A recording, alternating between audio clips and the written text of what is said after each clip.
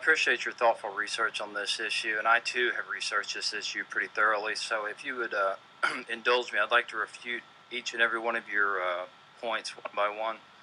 There is no more important job than motherhood, and I am the first person to admit that. I thank God every day for my wife, for my own mother, my grandmothers. There is no more important job on this earth than motherhood, and I respect that. Now, the factors you cited and the decisions that you made, that there are challenges for women. There are more challenges for women. Women have different roles, responsibilities. Childbirth interrupts careers. Women make that decision. Sometimes they don't make that decision.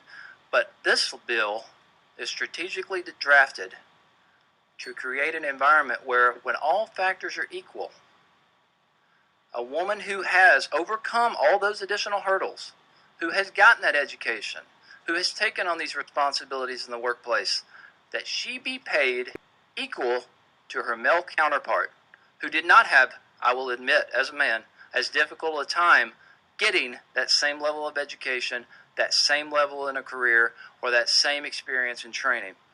Now, you cite these studies, but the St. Louis Federal Reserve recently published a document, and the Federal Reserve is not some bastion of liberal studies. The St. Louis Federal Reserve stated clearly there is no broadly accepted methodology that shows there is any factor other than gender that causes pay disparities in this country. Now, if you want to argue that there's pay disparities in this country, we can ignore all the facts, we can ignore all the data. Women are paid in the state of Tennessee 83.8 cents for every dollar a man makes, all factors being equal.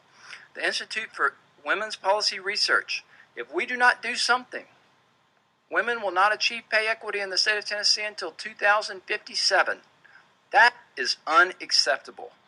Now, you say that women choose to be paid less for any amount of reasons. I've yet to meet a woman who has chosen to take a job that has similar responsibilities, similar education, and similar training and says, pay me less, I'm a woman. That simply does not happen. Now, the beauty of the law of this country is that we have a law that speaks to that. It's called the Fair Labor Standards Act. And it accounts for pregnancy.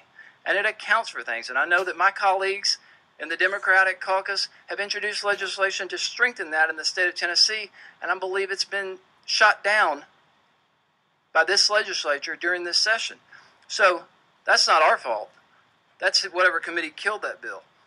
But the Fair Labor Standards Act speaks to women and accepts the challenges that women face and tries to create a level playing field. Now, you address the issue of women don't take jobs that might have to travel. They might want to travel less. Well, those are responsibilities. This bill clearly states that equal pay for equal job, equal responsibilities. So I'm not saying, and this law does not state that a woman should be paid the same or even more as a male colleague who might take on additional responsibilities such as travel. An employer would be protected in that situation because those factors are different. This law is carefully crafted, I can assure you, to level the playing field in a level manner that does nothing but ensure equity and ensure equal pay for equal work.